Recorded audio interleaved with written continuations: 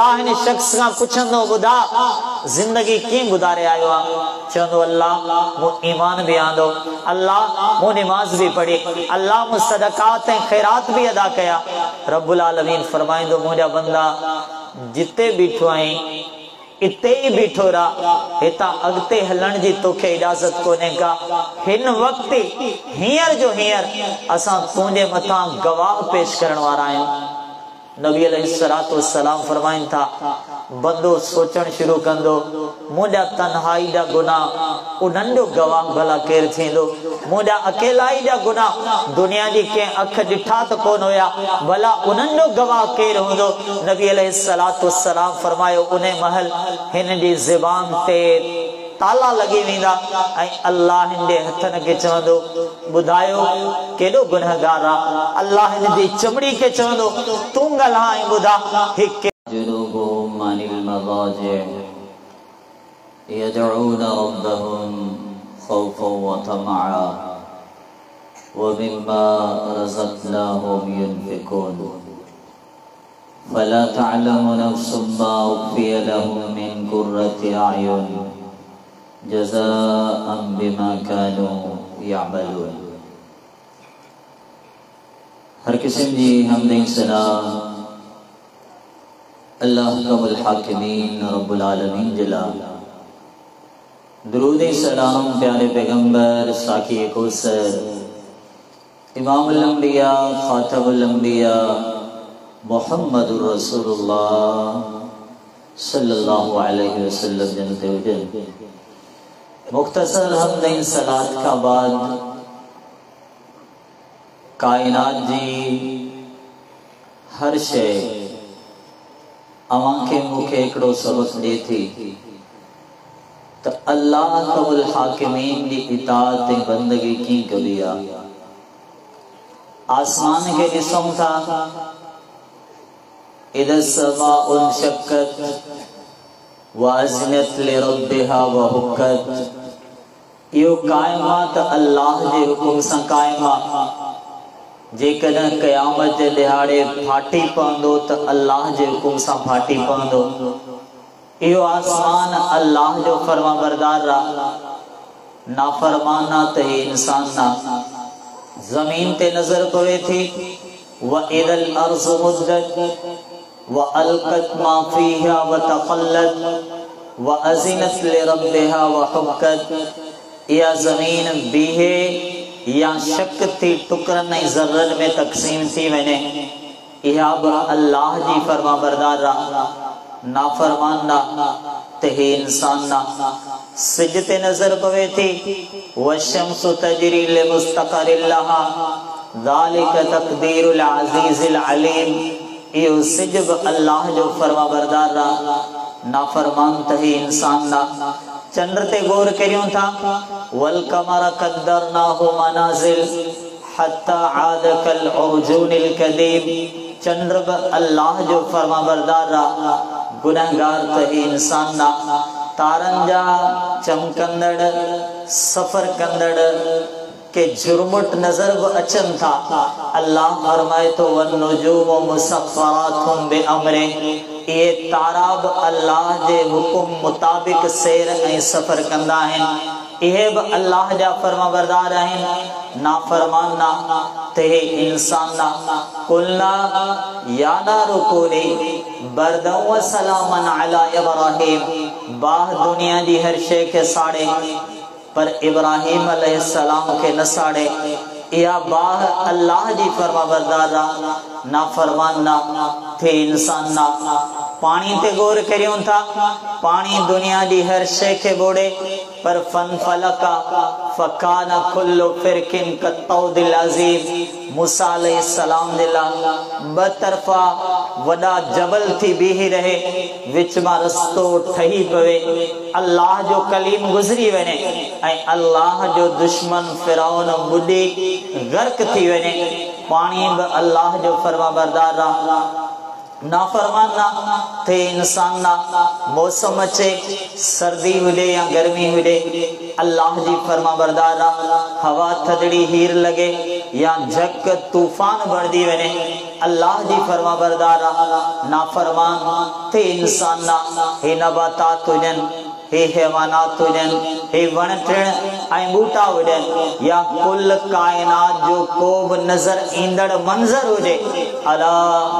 लहुल खल्क़ु वल अम्र अल्लाह फरमाए तो मखलूक बि मुंहिंजी आहे तो नते हुकुम बि मुंहिंजो हलंदो आहे दुनिया जी हर शइ उन अल्लाह अहकमुल हाकिमीन जी फरमा बरदार आहे मुसलमान और नाफरमान तो पाण आहियूं गुनहगार तो पाण आहियूं खताकार तो पाण आहियूं ही जलसा प्रोग्राम खुतबात जुमा दर्स बुजुर्गन जी का महफिल उस्तादन जी का महफिल जिंदगी में एडा पैगाम बुधासी सच बुधाइजो माजरत सा सबनी के खबर आ कूड़ हराम आ पर गलाण वारा गलाइन था सबनी के खबर आ गीबत हराम आ करण वारा कन था सबनी के खबर आ ब्याज हराम आ खाण वारा खाइन था सबनी के खबर आ वालिदैन दी नाफरमानी हराम आ करण वारा कन था गुनहगार सागो गुनहगारा मुसलमानो छा मौत जो खौफ दिलन में निकरी वियो छा अजाब कब्र असां के विसरी वियो छा मैदान महशर में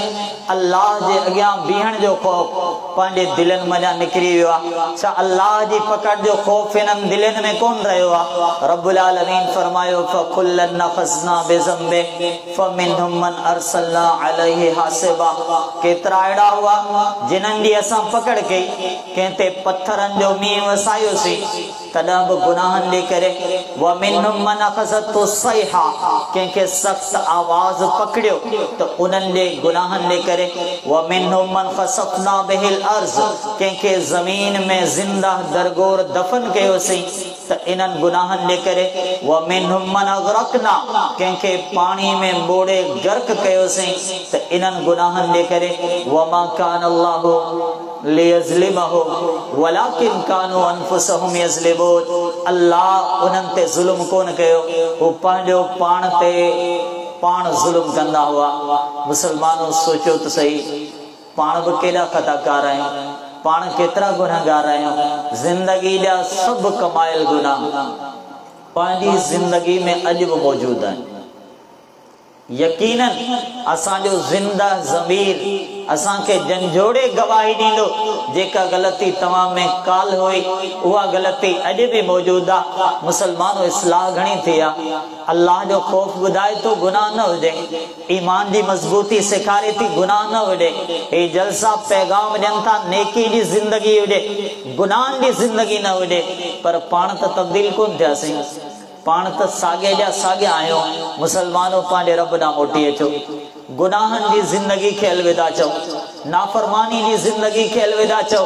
खबर ना है केड़ी घड़ी केड़े वक्त में केड़ी साथ में हिन फानी दुनिया जो खात्मो थी वने घणी गारंटी आ पाण के केतरो यकीनात घणो जींदासीं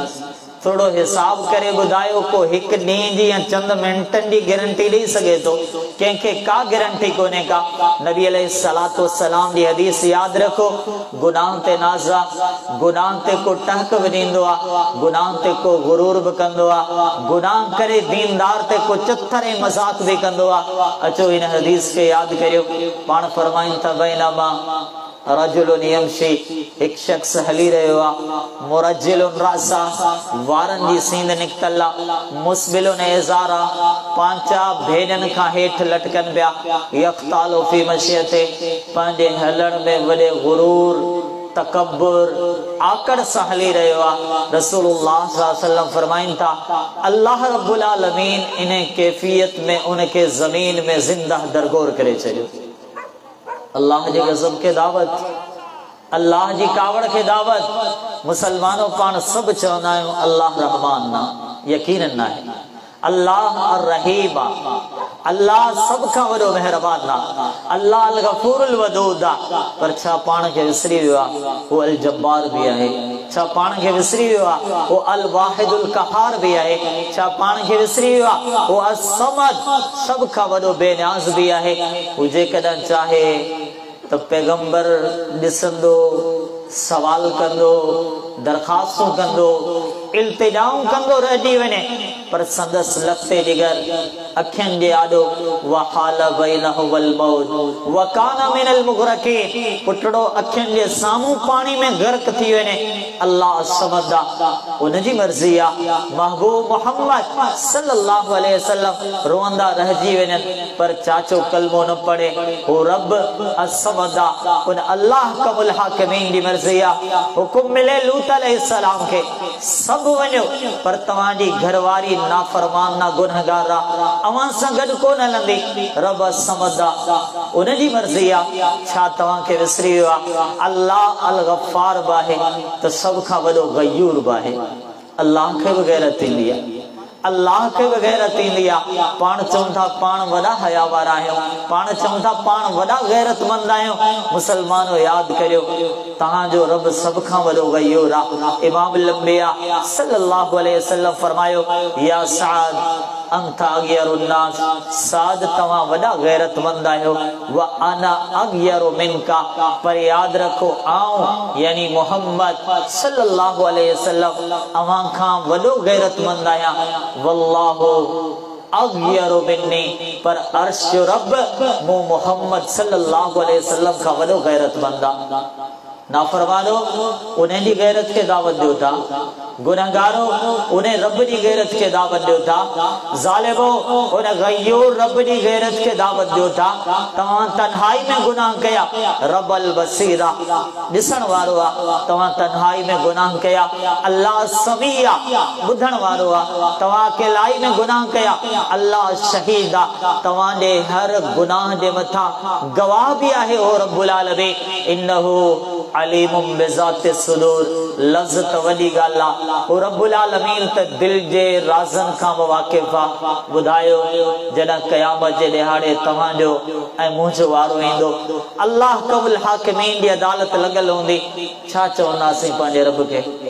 केड़ो मुंह खणी बीहंदासीं अल्लाह कबुल हाकिमीन जे साम्हूं ए नाफरमानी सां भरियल जिंदगी ए गुनाहनि सां भरियल जिंदगी खताउनि सां भरियल जिंदगी गणपत करियो शुमार त करियो दिरहम ऐं दीनार जो भी हिसाब आहे रुपए जो हिसाब आहे दुनिया सियासत कारोबार जो सॼो हिसाब आहे कॾहिं कलम हथ में खणो पन्नो पंहिंजे साम्हूं रखो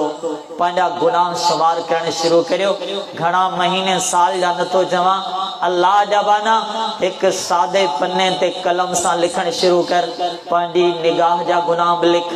ज़बान जा गुनाह भी लिख हथन सां कमायल गुनाह भी लिख पेरन जे ज़रिए जंहिं गुनाह ॾांहुं हली वियो आहे उन खे भी लिख कॾहिं अबे खे नाराज़ कयो अथई उहो भी लिख अमड़ खे रंजायो अथई उन खे भी लिख पाड़ेसरी खे तकलीफ़ ॾिनी अथई उन खे भी लिख अल्लाह जे कानून से बगावत कई थी उन्हें के भी लिख कें के इज़ायो थई कहते जुल्म कया थई उहे भी लिख कूड़ भी तहरीर कर गीबत भी तहरीर कर पांजो नाफरमानियो हिकड़े दिहाड़े जो लिख त सही तो के खबर पईजी वेंदी केतरो गुनाहगार है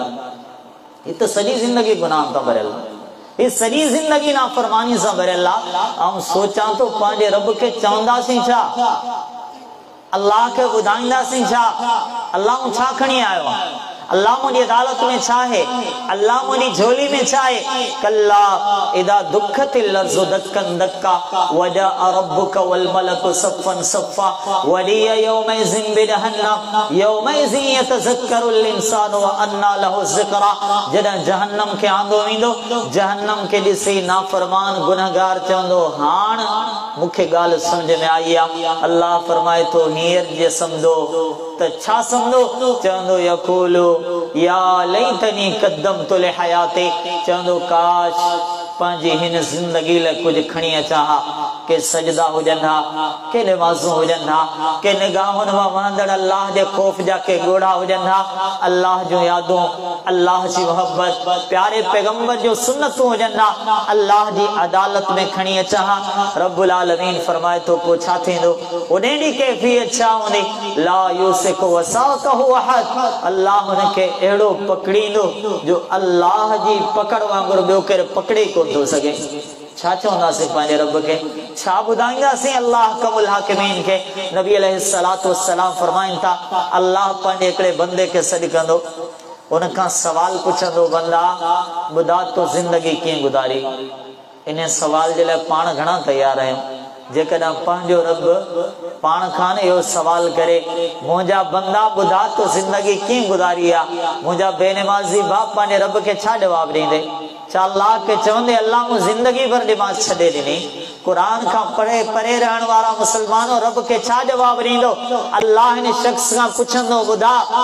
ज़िंदगी कीअं गुज़ारे आयो आहे? चवंदो, अल्लाह मूं ईमान बि आंदो, अल्लाह मूं नमाज़ बि पढ़ी, अल्लाह मूं सदक़ात ऐं ख़ैरात बि अदा कया। रब्बुल आलमीन फरमाईंदो, मुंहिंजा बंदा जिते बीठो आहीं इते ही बीठो रहा, हितां अॻिते हलण जी तोखे इजाज़त कोन्हे का। हिन वक्त हींअर जो हींअर असां तुंहिंजे मथां गवाह पेश करण वारा आहियूं। नबी अलैहिस्सलातु वस्सलाम फरमाइनि था, बंदो सोचण शुरू कंदो, मुंहिंजा तन्हाई जा गुनाह उन्हनि जो गवाह भला केरु थींदो? मुंहिंजा अकेलाई जा गुनाह दुनिया जी कंहिं अख ॾिठा त कोन हुया, भला उन्हनि जो गवाह केरु हूंदो? नबी अलैहिस्सलातु वस्सलाम फरमायो, उन महल हिन जी ज़बान ते ताला लगी वेंदा ऐं अल्लाह हिन जे हथनि खे चवंदो, ॿुधायो केॾो गुनहगार आहे। अल्लाह हिन जी चमड़ी खे चवंदो, तूं ॻाल्हाए ॿुधा ही केॾो ज़ालिम ऐं गुनहगार आहे। रब्बुल आलमीन हिन जी रान खे हुकुम ॾींदो त तूं बि ॻाल्हा त केॾो ज़ालिम ऐं गुनहगार आहे। रब्बुल आलमीन फरमायो, अल यौम नख्तिमु अला अफ़वाहिहिम व तुकल्लिमुना अयदीहिम व तशहदु अर्जुलुहुम बिमा कानू यक्सिबून। उन ॾिहाड़े ज़बान ते ताला लगी वेंदा, हथ भी ॻाल्हाईंदा, पेर भी ॻाल्हाईंदा, इंसान जी चमड़ी भी ॻाल्हाइण शुरू कंदी। हिननि छा कमायो? मुसलमानो मोटी अचो पंहिंजे मालिक ॾांहुं, पंहिंजे ख़ालिक ॾांहुं। गुज़री वई जेका गुज़री वई, समूरी ज़िंदगी गुज़री वई। हींअर बि वक़्तु आहे, हींअर बि वक़्तु आहे, हींअर बि वक़्तु आहे। मुसलमानो मोटी अचो, अल्लाह जे अॻियां मोटी अचो। कुझु लुड़क वहाइण सिखो, अल्लाह जे अॻियां रोअण सिखो, पंहिंजे रब खे सजदा करण सिखो, पंहिंजे रब खे इल्तिजाऊं करण सिखो। ए मुसलमान, ए कलमे पढ़ण वारा, ए ला इलाहा इल्लल्लाह मुहम्मदुर रसूलुल्लाह सल्लल्लाहु अलैहि वसल्लम पढ़ण वारा उम्मती, हींअर बि वक़्तु अथई, हींअर बि वक़्तु अथई। तूं मोटी आ, छॾे ॾे नाफ़रमानी जी ज़िंदगी, छॾे ॾे गुनाहनि जी ज़िंदगी। मुंहिंजी गुफ़्तगू जो ख़ुलासो इहो आहे त दुनिया जी हर शइ अल्लाह जी फर्मा बरदार आहे, नाफरमान सिर्फ़ इंसान ना। ख्याल कजो किथे अल वाहिदुल कहार पाण खां नाराज़ न थी वञे। ख्याल कजो अल गयूर रब के किथे गैरत न अची वञे, किथे अल्लाह जी पकड़ जा शिकार न थी वञो। दुआ है अल्लाह ताला मांखे मूंखे गुनाहनि जी ज़िंदगी ख़त्म करे ख़ुलूस दिल सां सच्ची तौबा करण जी तौफ़ीक़ अता फरमाए। आमीन। व आखिर दअवाना अनिल हम्दुलिल्लाहि रब्बिल आलमीन।